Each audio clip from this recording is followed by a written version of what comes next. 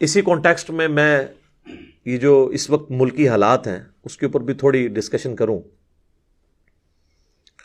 آپ کو پتہ ہے پچھلے دنوں یہ 12 اپریل 2021 کو جو پاکستان میں ایک ابھرتی ہوئی پولیٹیکل جماعت تحریک لبیک TLP تحریک لبیک پاکستان، ان کے امیر کو گورنمنٹ لیول کے اوپر گرفتار کیا گیا، سعد رضوی صاحب کو. اور اس کے بعد آپ نے 3-4 دن دیکھا ہے کہ ملک میں ریاست اور حکومت نام کی کوئی چیز ہمیں نظر نہیں آئی. جس طریقے سے پاکستانی عوام نے اس کو ریئیکٹ کیا اور اس کے اگینسٹ جس طریقے سے حکومت نے، جس طریقے سے ہماری گورنمنٹ نے اس کو رسپانس کیا، اور اس کا جو رزلٹ اب ہمارے سامنے ہے اور ابھی آنے والے دنوں میں ہمیں مزید بھگتنا پڑے گا، یہ ہمارے ملک کے لیے ایک الارمنگ سچویشن ہے. اور آپ کو پتہ ہے جب سے یہ خاکوں والا سلسلہ شروع ہوا ہے 2011 سے لے کے ابھی تک، اب تو 2021 چل رہا ہے، اپریل کا مہینہ، ان 10 سالوں میں کئی دفعہ یہ معاملات آئے اور میں نے مختلف اوقات میں اس کے اوپر ڈیٹیل ویڈیوز بھی ریکارڈ کروائی ہیں. آپ یوٹیوب کے اوپر جا کے اگر آپ لکھیں نا گستاخانہ کارٹون کے اوپر کاؤنٹر نیریٹو، تو میں نے آلموسٹ تقریباً 1.5 گھنٹے میں پورا کاؤنٹر نیریٹو دیا ہے، صرف جذباتی تقریر نہیں کی ہے، جس میں نے بتایا کہ ہمارے حکمرانوں کے کرنے کا کام کیا ہے، ہمارے علماء کے کرنے کا کام کیا ہے، ہماری عوام الناس کے کرنے کا کام کیا ہے، پھر کمبائنڈ امت لیول کے اوپر ہمارے جو آرگنائزیشنز ہیں، جس طرح OIC ہے، جو OIC بنی ہوئی ہے، اس کے کرنے کا کام کیا ہے. یہ ساری چیزیں میں نے ڈیٹیل سے ریکارڈ کروائی ہیں، وہ میں اس کو ریپیٹ نہیں کرتا. میں اس وقت جو یہ صورتحال چل رہی ہے اس کے اوپر تھوڑی اپنی گزارشات رکھوں گا. ویسے تو آپ دیکھ رہے ہیں کہ اس طرح کے کریٹیکل ایشو کے اوپر اور کوئی بات کرنے کے لیے تیار ہی نہیں ہوتا. اب میں گورنمنٹ سے اور ریاستی اداروں سے کہوں گا کہ وہ علماء جو آپ پبلکلی آپ لوگوں نے لانچ کیے ہوئے ہیں، اب وہ علماء کدھر ہیں کہ آ کے امت کو سمجھائیں کہ امت کس طرف جا رہی ہے؟ کوئی بھی ان کا ساتھ دینے کے لیے تیار نہیں ہوگا. اس کی وجہ ہے کہ علماء بھی اس وقت تک ریاست کا ساتھ دیتے ہیں جب تک ان کے اپنے مفادات کے اوپر ضرب نہ پڑے. اب پبلک ڈائنامکس تو یہ ہے کہ عوام میں غصہ جو ہے حکومت کی اس ایکٹیویٹی کے خلاف ہے، لہٰذا کسی مکتب فکر کا عالم دین بھی اس وقت حکومت کے ساتھ کھڑا نہیں ہوگا. ہاں یہ ضرور ہوگا کہ حکومت کے خلاف کھڑے ہو جائیں، اور وہ آپ کو پارلیمنٹ میں تقریروں سے اور باقی جو مکاتب فکر کے علماء ہیں ان کی باتوں سے اندازہ ہو رہا ہے. کم از کم اس سے یہ پتہ چل گیا کہ جب مفادات کے اوپر ضرب پڑتی ہے تو ہمارے علماء اس طرح اکٹھے ہو جاتے ہیں. آپ نے دیکھا ہے سارے اکٹھے ہوئے ہیں. تو اب ہمارے حکومت کو، پرائم منسٹر کو اور ریاستی اداروں کو بھی پتہ چل جانا چاہیے، خیر ان کو پہلے بھی پتہ ہے، ویسے انہوں نے آنکھیں بند کی ہوں تو الگ بات ہے، کہ کون سے علماء ہیں جو واقعتاً اس ملک کے اندر امن چاہتے ہیں اور عوام کو صحیح راستے پر چلانا چاہتے ہیں، اور کون سے علماء ہیں جو بس صرف اپنے وقتی مفادات کے لیے کوئی ایسا بیانیہ دے دیتے ہیں. میں اشارتاً بات کر رہا ہوں، کسی کا نام نہیں لے رہا، پھر لوگوں کی وہ جذبات وابستہ ہو جاتے ہیں، لوگ پھر اس کو برا مانتے ہیں. اس پوری صورتحال کے اندر جو میری ورڈکٹ ہے وہ یہ ہے کہ یہ حکومت نے جس طریقے سے اس معاملے کو مس مینج کیا ہے، سب سے بڑا جرم ہماری اس موجودہ حکومت کا ہے. یہ اس طریقے سے اس معاملے کو ٹیکل کرنا ہی نہیں چاہیے تھا.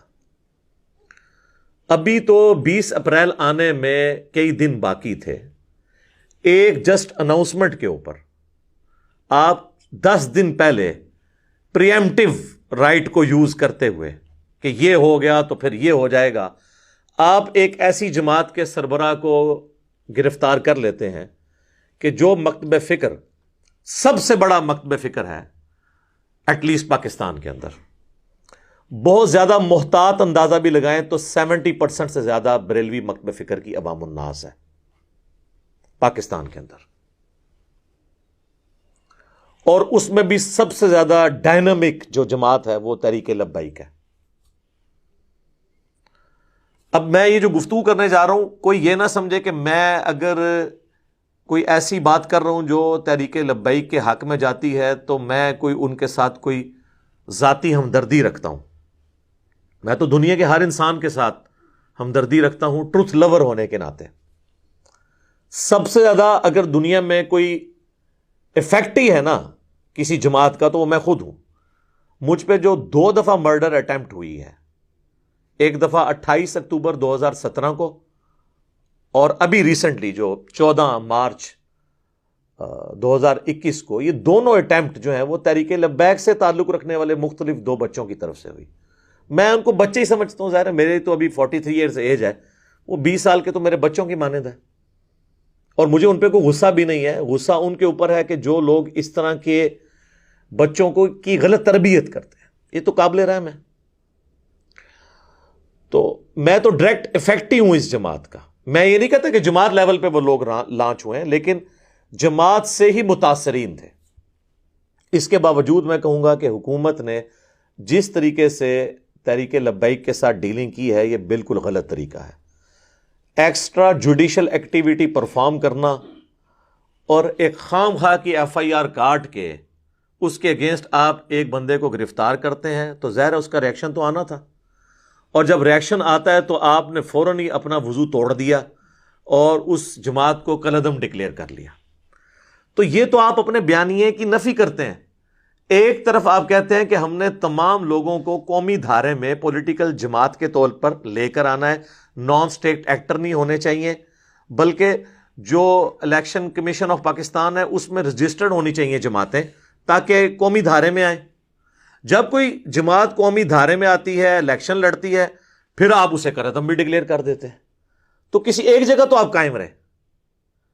یہ دوگلی پالیسی تو نہیں چل سکتی.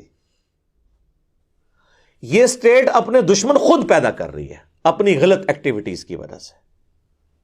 مجھے بتائیں جب بے نظیر بھٹو کی اسیسینیشن ہوئی تھی اس وقت 3 دن تک پاکستان میں کوئی حکومت نام کی چیز تھی؟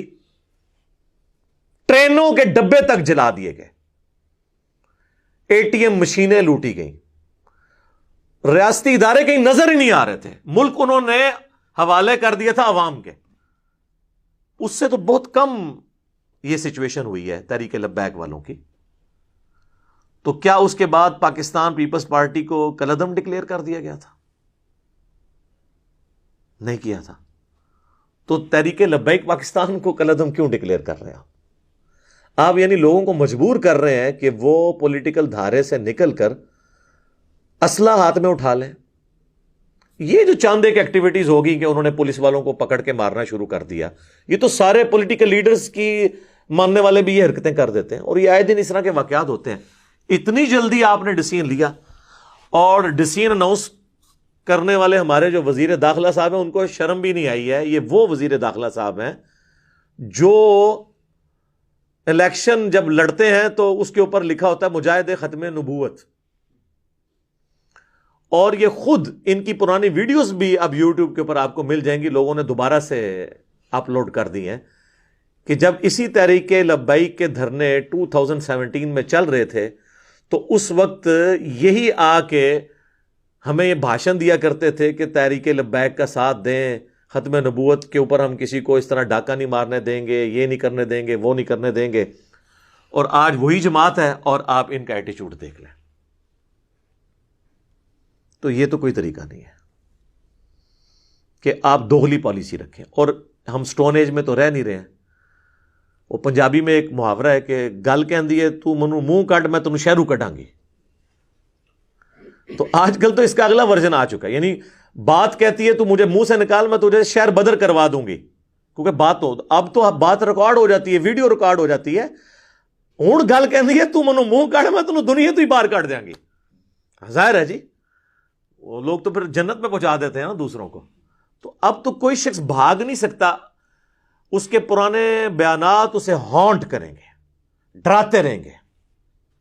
کیسے کوئی بھاگ سکتا ہے؟